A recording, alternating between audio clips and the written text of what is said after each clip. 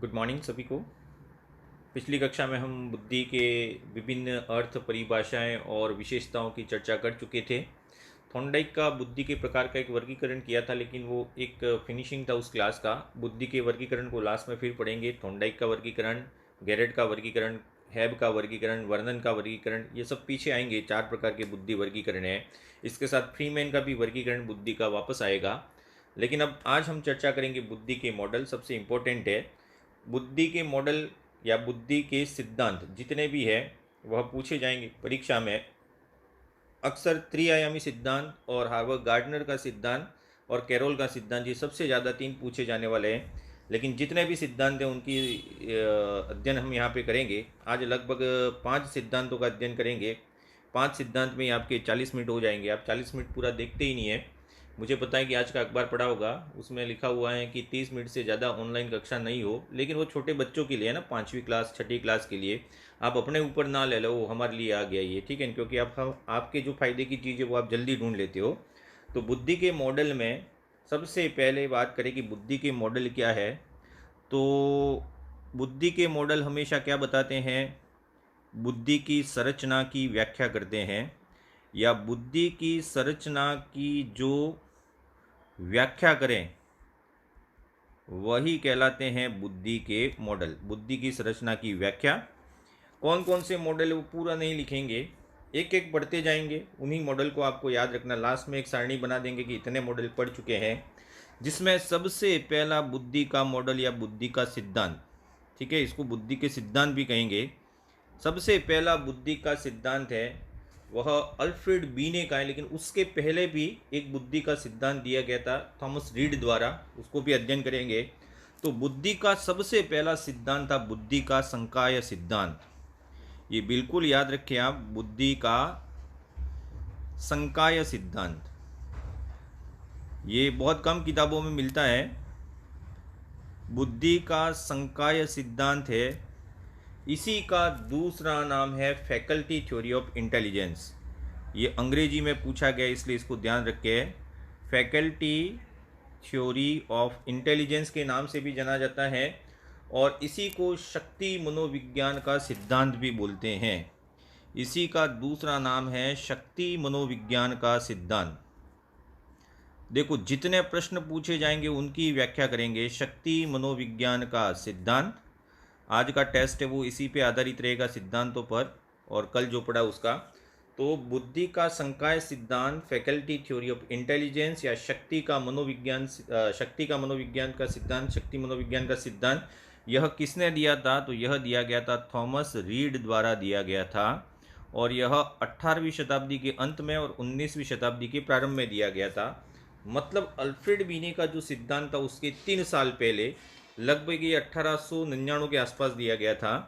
इसको देने में आपको 3 चीज़ें याद रखनी है। 3 तो नाम हो गए। इसका प्रतिपादन किसने किया था? थॉमस रीड ने। और इसने पूरी बुद्धि में 30 प्रकार की शक्तियों की व्याख्या की थी। इसने कहा था कि एक मानव में 30 प्रकार की शक्तियाँ होती है, यही 30 शक्तियाँ हैं वह बुद्धि का निर्माण करती है। उसमें 30 शक्तियों में कुछ मैं लिख देता हूँ: तर्क शक्ति, चिंतन शक्ति, स्मरण शक्ति। इस प्रकार से कुल मिला के 30 शक्तियाँ बताई थी।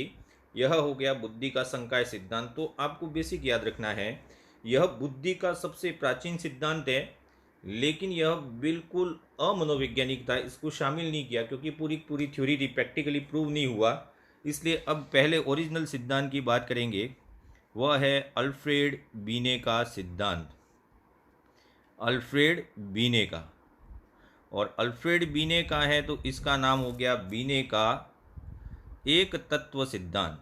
बुद्धि का बीने का एक तत्व सिद्धांत, इसी को बोला जाता है बीने का एक खंड सिद्धांत, या फिर इसको बोला जाता है निरंकुशवादी सिद्धांत। निरंकुशवादी सिद्धांत बोला जाता है। यह सिद्धांत अल्फ्रेड बीने ने दिया था, लेकिन इसके समर्थक कौन कौन से थे? तो इसके समर्थक भी पूछे जा सकते हैं। एक तो इसके साथ काम करने वाले 2 व्यक्तियों के नाम सुने होंगे आपने, स्टर्न। स्टर्न कुहलमान नहीं है। स्टर्न के साथ दूसरा आता है टर्मन, जिसने बुद्धि परीक्षणों में बीने के साथ काम किया था। और तीसरा व्यक्ति आता है एबिंगहास। एबिंगहास ये बीने के एक तत्व सिद्धांत के समर्थक थे। स्टर्न, टर्मन और एबिंगहास। आप इनके स्क्रीनशॉट लेते रहें। वैसे तो आप होशियार हैं, आपके पास पहले से ही लिखा हुआ है, आप सब जानते हैं। इतने में तो कुछ लोग वो स्किप करके दूसरे सिद्धांत पर भी पहुंच गए होंगे। तो ये 3 समर्थक थे, स्टर्न, टर्मन और एबिंगहास। इसके अनुसार, इस एक तत्व के सिद्धांत के अनुसार बुद्धि क्या है? तो बुद्धि वह शक्ति है जो समस्त कार्यों को प्रभावित करती है। बुद्धि एक तत्व के रूप में पाई जाती है, एक ही तत्व जो समस्त मानसिक कार्यों को प्रभावित करती है। पहला तो यही कहा था, समस्त मानसिक कार्यों के लिए एक ही तत्व है, वह जिम्मेदार होता है, और यही तत्व है वह एक समय में एक कार्य करता है। एक तत्व एक समय में एक कार्य करता है, यही बुद्धि का कौन सा सिद्धांत हो गया? एक तत्व सिद्धांत। जैसे कि ये बुद्धि है और इस बुद्धि में केवल एक ही तत्व पाया जाता है, यही तत्व है वो समस्त मानसिक क्रियाओं का प्रतिनिधित्व करता है। अर्थात इसने कहा कि बुद्धि है, अब आपको कितने नाम पूछे जा सकते हैं वो समझना। एक ही तत्व है, एक ही खंड है और निरंकुशवादी, इसका मतलब बुद्धि अल्फ्रेड बीने के अनुसार कैसी है? अविभाज्य है। ये प्रश्न पूछा गया, इसलिए याद रखें, किस मनोवैज्ञानिक के अनुसार बुद्धि को अविभाज्य माना गया है? तो अविभाज्य मानने वाला व्यक्ति कौन था? अल्फ्रेड बीने। अर्थात अविभाज्य का अर्थ हो गया बुद्धि को आगे विभाजित नहीं किया जा सकता, क्योंकि ये किससे बनी हुई है? एक तत्व से बनी हुई है। इसीलिए इसी को निरंकुशवादी सिद्धांत के नाम से भी जाना जाता है। तो ये अल्फ्रेड बीने, आपको इस सिद्धांत में इतना ही याद रखना है। अल्फ्रेड बीने के अनुसार बुद्धि एक तत्व से निर्मित होती है, एक तत्व से निर्मित है, इसलिए बुद्धि अविभाज्य है। बुद्धि में एक समय में एक कार्य करने के लिए एक ही तत्व काम करता है, और इसके 3 समर्थक स्टर्न, टर्मन और एबिंगहास, इन तीनों का नाम आपको याद रखना है। अब अगला सिद्धांत आता है, वह है द्विकारक सिद्धांत। तीसरा, बुद्धि का द्विकारक सिद्धांत। इसी द्विकारक को बोलते हैं बुद्धि का द्वितत्व सिद्धांत भी बोला जाता है। अब यहाँ से पूरा मनोविज्ञान में बुद्धि सिद्धांतों का महत्व बढ़ जाता है, क्योंकि अल्फ्रेड बीने ने तो बहुत छोटा सा कंसेप्ट दिया था कि एक तत्व है वो बुद्धि पूरी उससे काम करती है। द्विकारक सिद्धांत है, यहाँ से पूरे मनोविज्ञान के बुद्धि सिद्धांत है उनकी विकास की बात होती है। अर्थात इस सिद्धांत को कहते हैं सभी बुद्धि के सिद्धांतों की नींव है। जितने भी बुद्धि के सिद्धांत दिए गए उन सभी बुद्धि के सिद्धांतों की नींव है। देखिए, कोई कन्फ्यूज़न आपके दिमाग में आता है तो हमने पहले ही कहा है कि इस वीडियो को देखते हुए अगर आपको कोई कन्फ्यूज़न है, आपको लगता है कि ये गलत हो गया है, हमने ऐसा पढ़ा था, आपने ऐसा पढ़ा है, तो आप हमारे व्हाट्सएप नंबर या हमारा जो टेलीग्राम चैनल है, जहाँ इस चैनल के अबाउट में जाएंगे तो हमारे सारे व्हाट्सएप, टेलीग्राम कैसे आप कांटेक्ट कर सकते हैं, इस चैनल के अबाउट में आपको सारी डिस्क्रिप्शन मिल जाएंगी। तो सभी बुद्धि के सिद्धांतों की नींव है वह कौन सा सिद्धांत कहा जाता है? बुद्धि का द्विकारक सिद्धांत।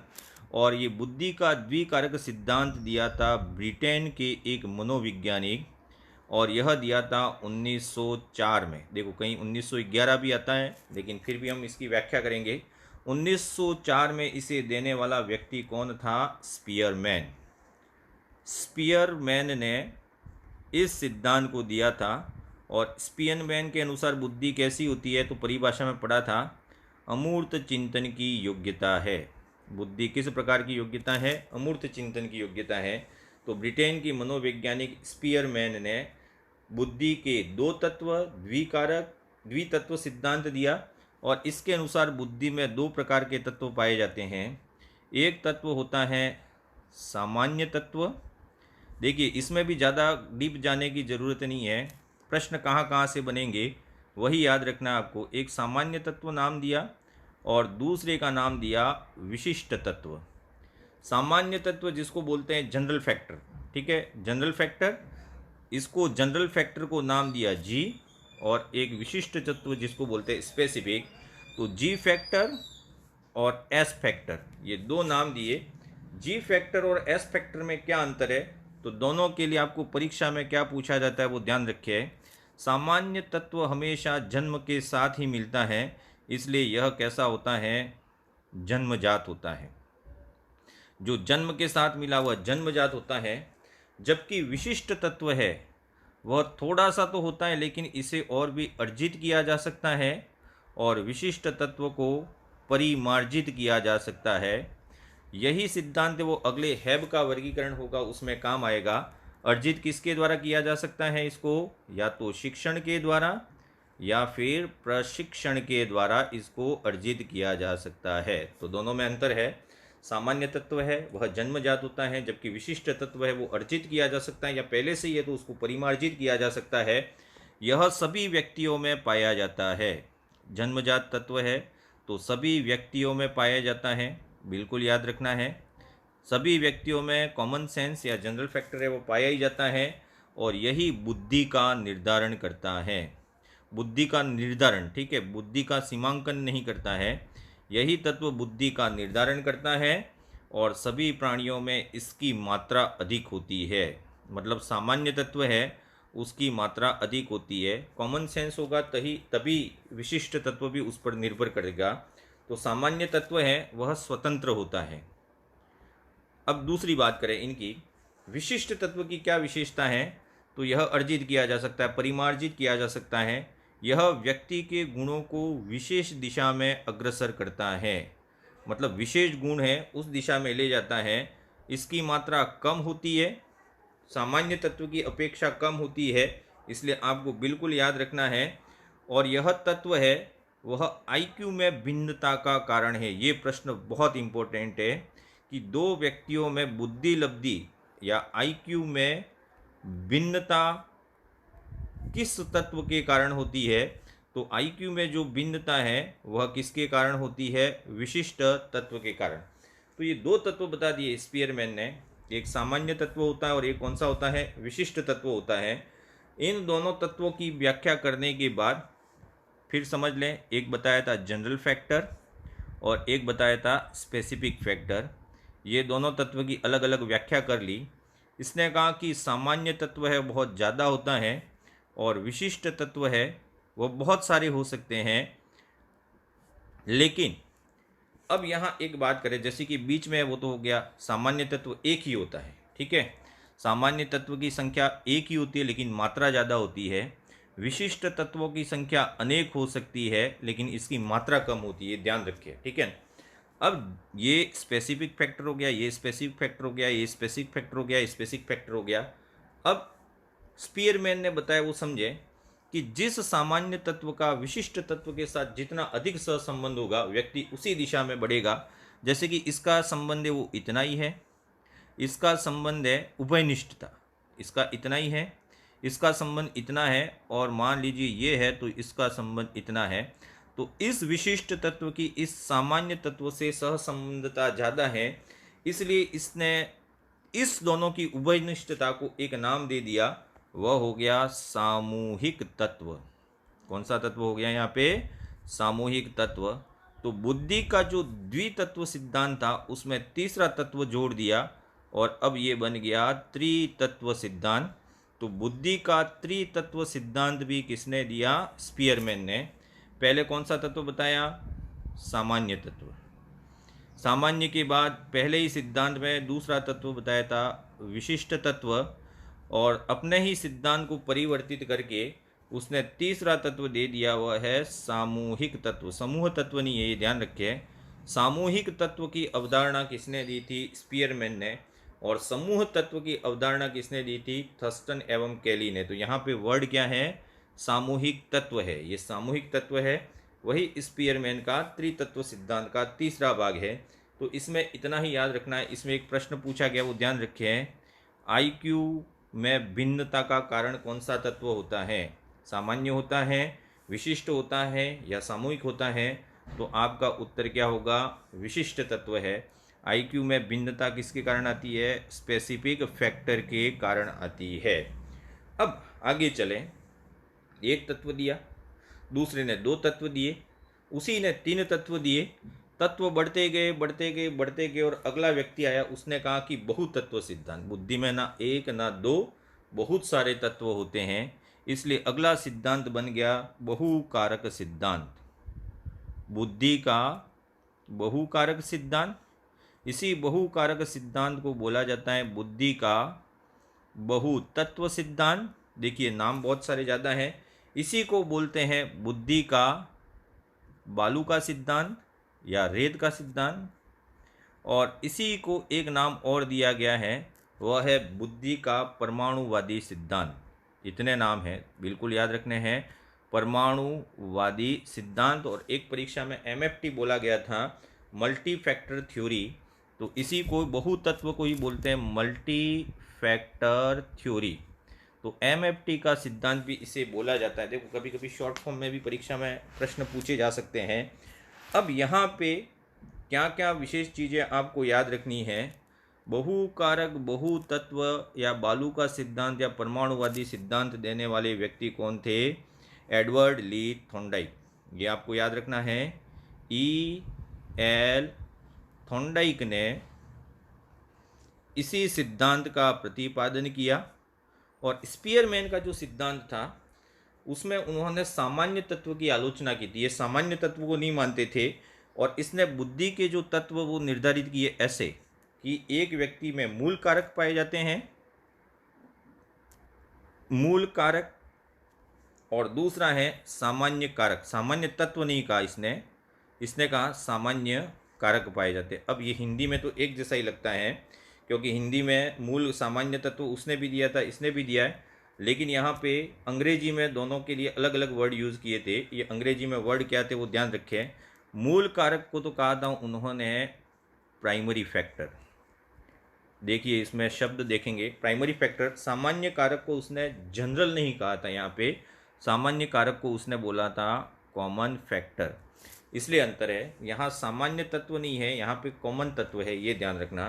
तो इसने कॉमन फैक्टर कहा था, मूल कारक और कॉमन फैक्टर। यहाँ पे आपको हिंदी में नाम से तो लगेगा कि सामान्य तत्व का यूज़ किया, लेकिन यहाँ पे थॉर्नडाइक ने दो कारक बताए थे, primary factor and common factor. ये क्या होते हैं उसको समझे। मान लीजिए ये बुद्धि है पूरी, और इसने कहा कि एक बुद्धि में बहुत सारे कारक होते हैं, बहुकारक, इसलिए इसका नाम दे दिया गया बहुकारक। बहुत सारे आप में मानसिक योग्यता होती है। अब मान लीजिए आपकी इस मानसिक योग्यता में आपके एक खेलने की योग्यता है, खेलने की योग्यता, और एक मान लीजिए आपके ये दौड़ने की योग्यता है, खेलना और दौड़ना, और तीसरी योग्यता है बोलने की योग्यता। अब देखना यहाँ पे मैंने 3 योग्यताएं लिख दी, खेलना, दूसरा लिखा आप में योग्यता है दौड़ना, और तीसरी योग्यता है आपकी बोलना। अब देखें इसमें कौन सी 2 योग्यताएं हैं जो सबसे ज़्यादा कॉमन आपस में एक दूसरे का संबंध है। तो यहाँ पे खेलना और दौड़ना ये दोनों आपस में एक दूसरे से उभयनिष्ठ है। तो यहाँ क्या बताया वो समझे कि बहुत सारी योग्यताओं में जिन 2 योग्यताओं में कोई उभयनिष्ठ संबंध होता है, इस उभयनिष्ठ संबंधों में दोनों में प्रगाढ़ता आ जाती है और व्यक्ति है वह वही कार्य करता है। अब खेलना और दौड़ने का आपस में संबंध है, यानी कि यहाँ 2 कारकों के बीच जितना भी सह संबंध होगा वह व्यक्ति उसी दिशा में आगे बढ़ेगा। अब खेलना और बोलना में कोई सह संबंध नहीं है, तो जितने अधिक कारक, लेकिन उन कारकों के बीच क्या होना चाहिए, सह संबंध होना चाहिए। यही कहता है थॉर्नडाइक का बालू का सिद्धांत या परमाणु सिद्धांत, अर्थात 2 मानसिक योग्यताओं में धनात्मक सहसंबंध पाया जाए।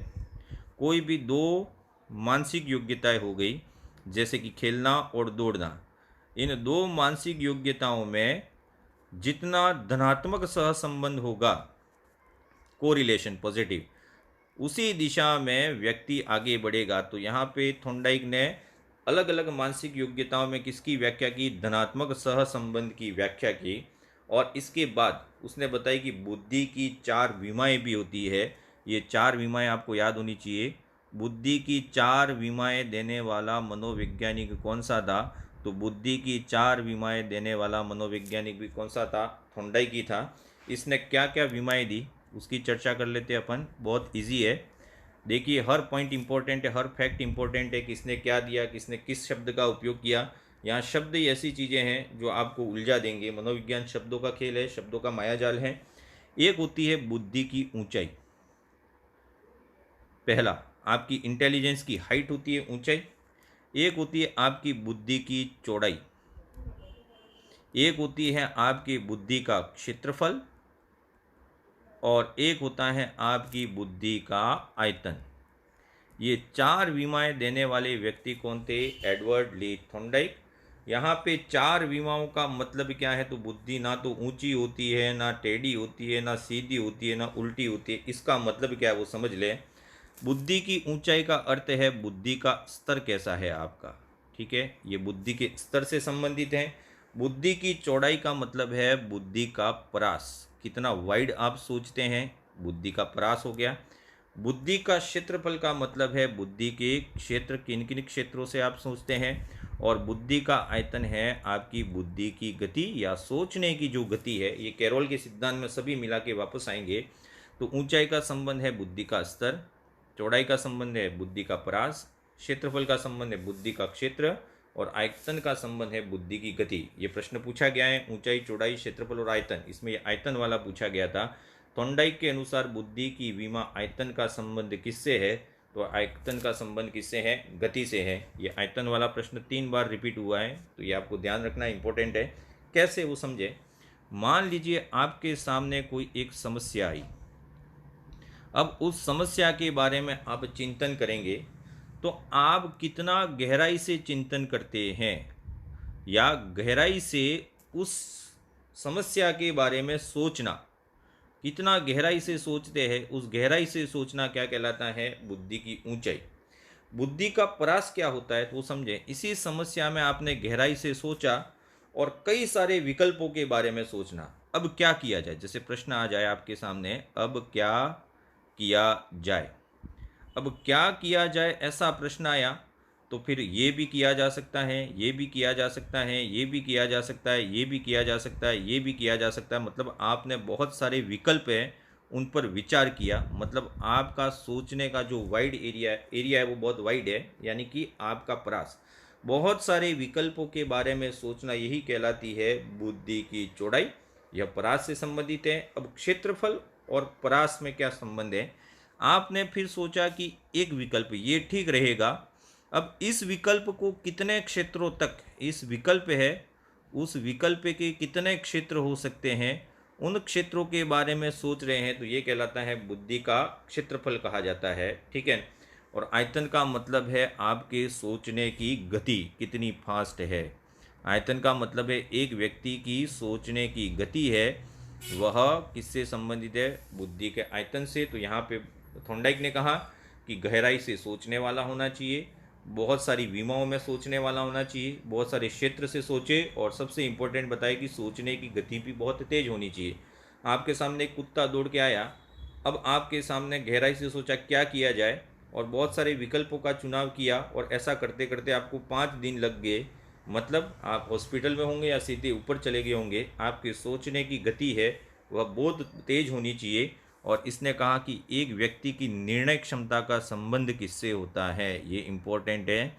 एक व्यक्ति की निर्णय क्षमता का संबंध है वो हमेशा कौन सी विमा से होता है? बुद्धि के आयतन की विमा से होता है। तो थॉर्नडाइक का ये मॉडल था। अब क्या थॉर्नडाइक ने बुद्धि परीक्षण का निर्माण किया किसी का? तो किसी किताब में नहीं मिलेगा ये आपको, लेकिन थॉर्नडाइक ने बुद्धि परीक्षण का निर्माण किया था। कैसे किया था वो समझे। थॉर्नडाइक ने बुद्धि परीक्षण का निर्माण किया, लेकिन थॉर्नडाइक का बुद्धि परीक्षण है वो बहुत सीमित था। उसने केवल 4 योग्यताएं, एक व्यक्ति की 4 योग्यताओं को लेकर एक बुद्धि परीक्षण का निर्माण किया, लेकिन यह बहुत सीमित क्षेत्र से संबंधित था, इसलिए कहीं न कहीं बुद्धि परीक्षण में इसका नाम नहीं आता है। फिर भी समझ लें, थॉर्नडाइक द्वारा किए गए बुद्धि परीक्षण का क्या नाम था? तो थॉर्नडाइक द्वारा किए गए बुद्धि परीक्षण का नाम था ये। अब कोविड नहीं है भाई, क्योंकि आप ऐसा पढ़ते पढ़ते कोविड-19 पढ़ रहे हैं, कोरोना वायरस डिजीज़ है। ये CAVD था। ये CAVD है, वह 4 योग्यताएं हैं व्यक्ति की। यह 4 योग्यताएं क्या वो समझे। कंप्लीशन, सी का मतलब हो गया कंप्लीशन। कंप्लीशन का मतलब है पूर्ण करना या अधूरे वाक्य को पूर्ण करना, ये भी हो सकता है। ए का मतलब है एरिथमेटिक, एरिथमेटिक मतलब अंक योग्यता हो गई। वी का मतलब है वोकेबुलेरी यानी कि शब्द योग्यता, वोकेबुलेरी।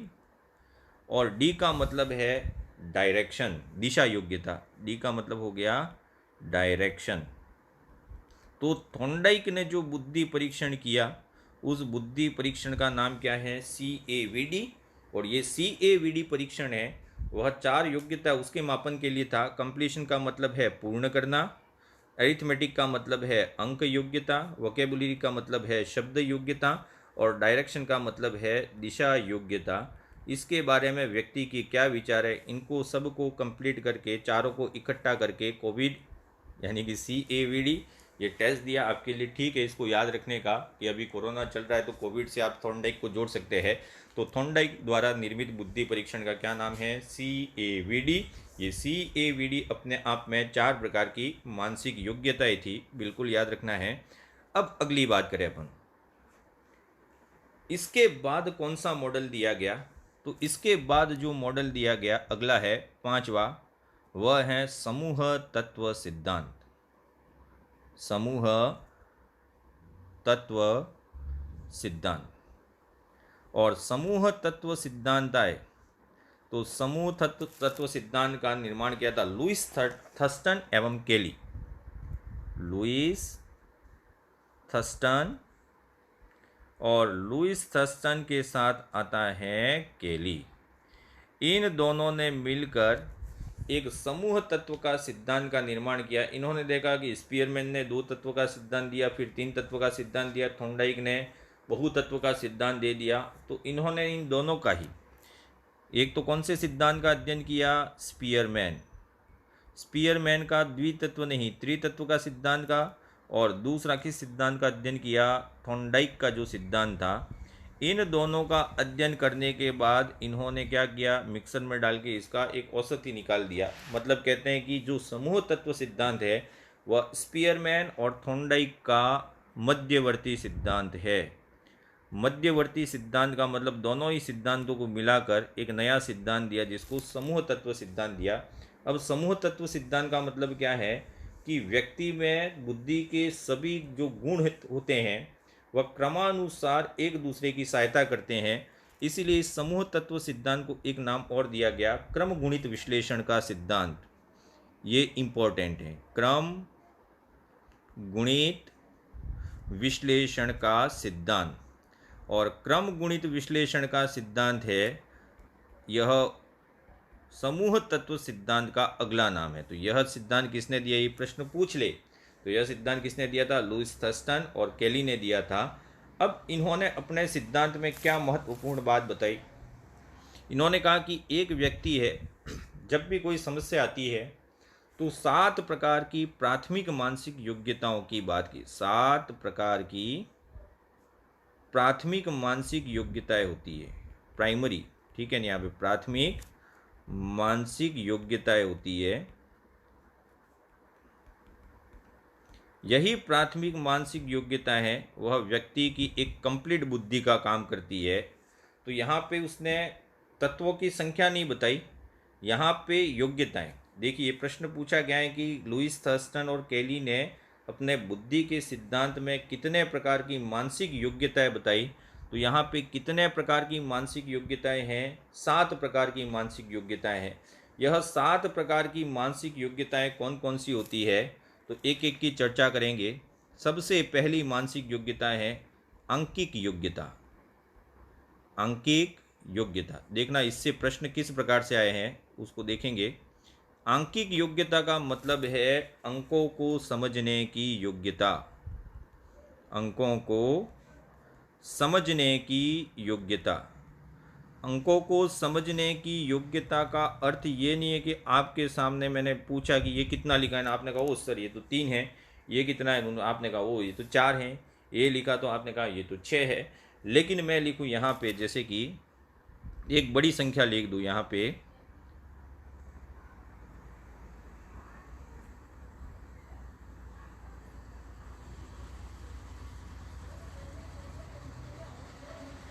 अब इस संख्या को आप किस प्रकार से याद रखेंगे? मैंने अभी ये कौन सी संख्या लिखी, तो आपको कहा जाए कि इस संख्या को आप किस प्रकार से याद रखेंगे। ये थोड़ा सा मैंने बेसिक लिखा, हो सकता है कहीं गड़बड़ हो जाए। ये हो गया। अब ये मैंने लिखा है 14 16, ठीक है ना, 14162536496481। अब इस संख्या को आप कितनी बार दोहरा सकते हैं? क्या ये संख्या मैं खुद वापस लिख सकता हूँ? आप कहेंगे सर आप किस प्रकार से वापस लिख सकते हैं, आपने तो जैसे तैसे इस संख्या को लिखा है। अब आप एक बार कोशिश कीजिए, इस संख्या को मैंने क्या लिखा था, तो मैं फिर वही संख्या वापस लिख रहा हूँ, ठीक है। वही संख्या मैंने वापस लिखी। अब वही संख्या मैंने क्या वापस लिखी, तो आपको देखना होगा इसके लिए कि कौन कौन सी संख्याओं का मैंने यहाँ पे उपयोग किया था। तो ये थी, ठीक है। यहाँ 1 लिखा, फिर मैंने 4 लिखा, फिर एक 9 लिखा, 16 लिखा। इस प्रकार से आपको सिर्फ 1 का वर्ग है, ये 2 का वर्ग है, फिर 3 का वर्ग लिखा, फिर 4 का वर्ग लिखा, फिर 5 का वर्ग लिखा, फिर 6 का वर्ग लिखा, फिर 7 का वर्ग लिखा, फिर 8 का वर्ग लिखा, फिर 9 का वर्ग लिखा। 1 का वर्ग 1, 2 का 4 हो गया, 9 हो गया, 16 हो गया, 25 हो गया, 36 हो गया, 49 हो गया, 64 हो गया, 81 हो गया। इन सबको मैंने चिपका दिया। हो सकता है इसमें एक आध मिस्टेक हो, लेकिन आप किसी प्रकार के अंकों के क्रम को समझते हैं, उसमें छुपे हुए एक निश्चित पैटर्न को समझते हैं, तो यही आपकी आंकिक योग्यता कहलाती है। और यही आपकी मेंटल एबिलिटी के जो सवाल होते हैं, मेंटल एबिलिटी, इस मेंटल एबिलिटी के जो सवाल होते हैं वह आपकी आंकिक योग्यता पर ही निर्भर करते हैं। बहुत सारे प्रश्न और आएंगे। तो पहला हो गया आंकिक योग्यता। आंकिक योग्यता के बाद अगली योग्यता की चर्चा करें तो अगली योग्यता है वह है शाब्दिक योग्यता। शाब्दिक योग्यता, देखिए 2 योग्यता आएंगी, एक तो शाब्दिक योग्यता आएगी और एक शब्द प्रवाह योग्यता आएगी। दोनों में अंतर है। शाब्दिक योग्यता में है जब आप बोलते हैं, अभिव्यक्ति करते हैं, अभिव्यक्ति के समय शब्दों का चयन, अभिव्यक्ति के समय आप किस प्रकार से शब्द चयन करते हैं, तो यही कहलाती है आपकी शाब्दिक योग्यता। अभिव्यक्ति के समय शब्द चयन या शब्दों को जानना। अब जितने भी पर्यायवाची है, अगर आप पर्यायवाची का उपयोग कर रहे हैं, इसका मतलब यह आपकी कौन सी योग्यता है, शाब्दिक योग्यता है। बोलते समय कुछ चुनिंदा शब्दों का उपयोग करना, जैसे हिंदी है, शुद्ध भाषा में हिंदी बोलना बहुत मुश्किल काम है। जैसे अचानक, अचानकली, वो एग्जाम्पल मैंने दिया था, अचानक, अचानकली, मौखिक, मौखिकली, ऐसे सुने हमने वर्ड, लेकिन वो मूर्खों की भाषा है। जैसे कि गड़बड़ाइजेशन, ठीक है, इस प्रकार के शब्दों का प्रयोग नहीं करना। आपको शब्द चयन में बहुत ध्यान रखना है, तो यह कहलाता है शाब्दिक योग्यता। इसके बाद सबसे इम्पोर्टेंट आती है स्थानिक योग्यता। स्थानिक तीसरे नंबर की, ये दूसरी हो गई, ये तीसरी। स्थानिक को ही बोला जाता है देशिक योग्यता। स्थानिक देशिक योग्यता को अपन बोल सकते हैं दृश्य प्रतिबिंब का निर्माण, लेकिन यह है किसका संबंध है इसका, कल्पना शक्ति से। एक व्यक्ति की कल्पना शक्ति है, यही प्रश्न पूछा गया है। स्थानिक योग्यता या देशिक योग्यता, उसका संबंध किससे है, कल्पना शक्ति से है। जैसे कि एक बालक है, एक बालक अपने मन के अनुसार एक सुंदर घर का चित्र बना रहा है, एक सुंदर घर बनाया, ठीक है, या फिर एक सुंदर प्राकृतिक चित्र बनाया। आपने तो प्राकृतिक चित्र कैसा बनाया होगा मेरे को पता है, ये पहाड़, ये पहाड़, ये पहाड़, एक सूर्य होता है, एक नदी होती है, इस प्रकार से एक खजूर बना दिया आपने।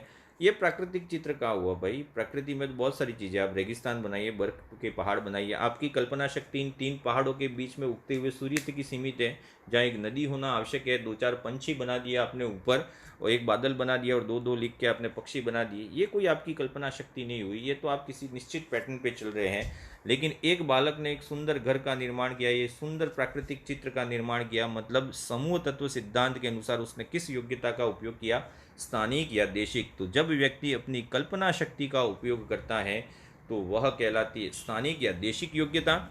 चौथे नंबर पे आती है तार्किक योग्यता। तार्किक से ही समझ जाएंगे आप, इसमें एक शब्द छुपा है तर्क और वितर्क। तर्क वितर्क करने की योग्यता है, तर्क वितर्क, यहाँ कुतर्क नहीं है भाई, वितर्क है।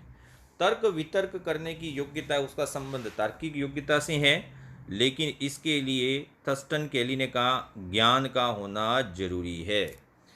जैसे कि मान लीजिए आप दो जनों को बैठा दिया जाए और कश्मीर समस्या के बारे में आप चर्चा कीजिए, तो आपको कश्मीर समस्या है क्या वही नहीं पता और गप्पे मार रहे हैं आप, तो इस प्रकार से नहीं चलेगा।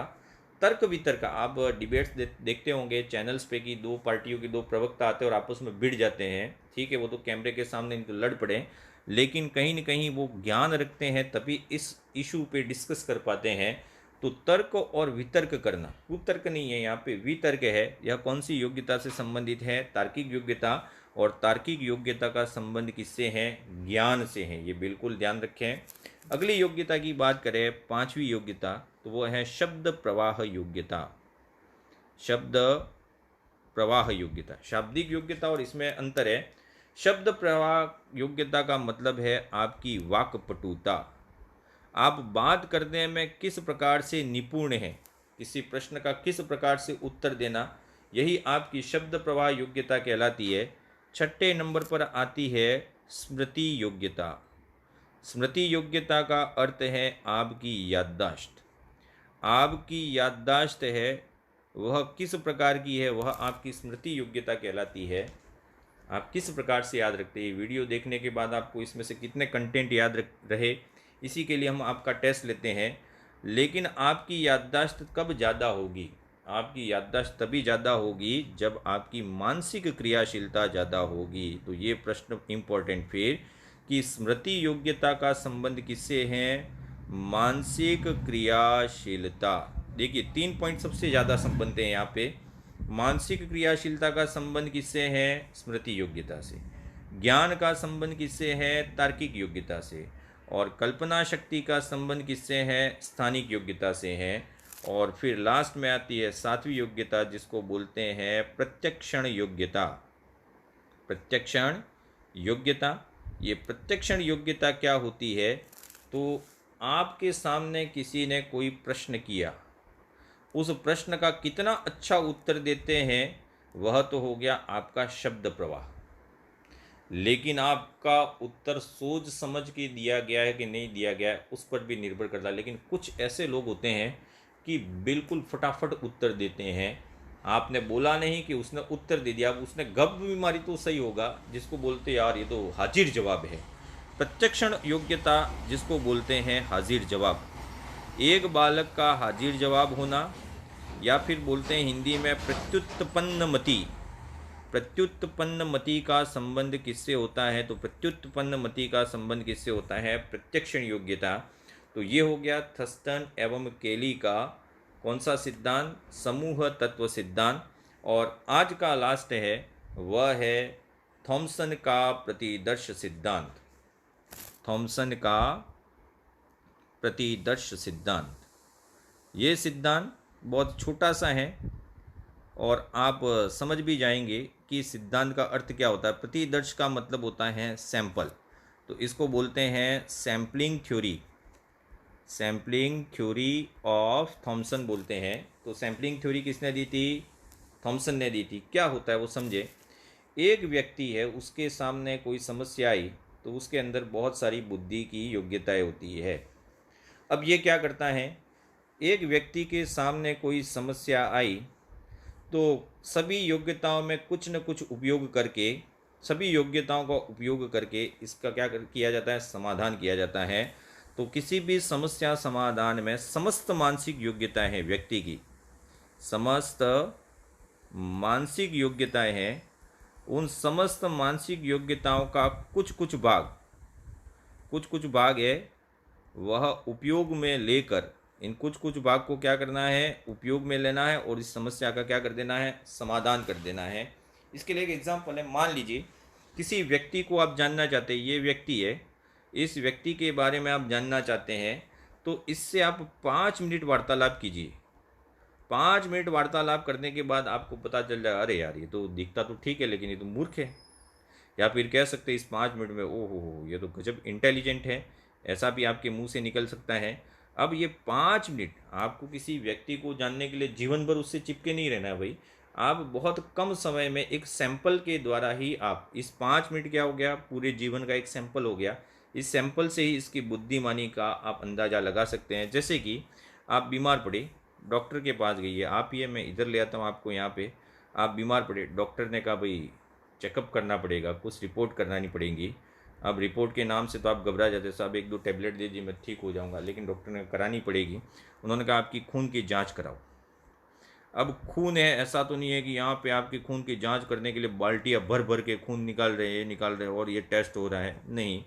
आपके खून का केवल 5 ml हिस्सा ही आपके पूरे खून के बारे में बता देगा या आपकी पूरी बॉडी के बारे में बता देगा। ये 5 ml ही क्या कहलाता है? सैंपल कहलाता है, और इसी को बोलेंगे प्रतिदर्श। तो प्रतिदर्श सिद्धांत क्या कहता है? समस्त मानसिक योग्यताएं का कुछ कुछ भाग मिलकर किसी समस्या को हल करने का प्रयास करती है। इसी को सैम्पलिंग थ्योरी ऑफ थॉमसन कहा जाता है। तो आज हमने बुद्धि के कितने सिद्धांत पढ़े? 6 सिद्धांत पढ़े। कहाँ से स्टार्ट किया था?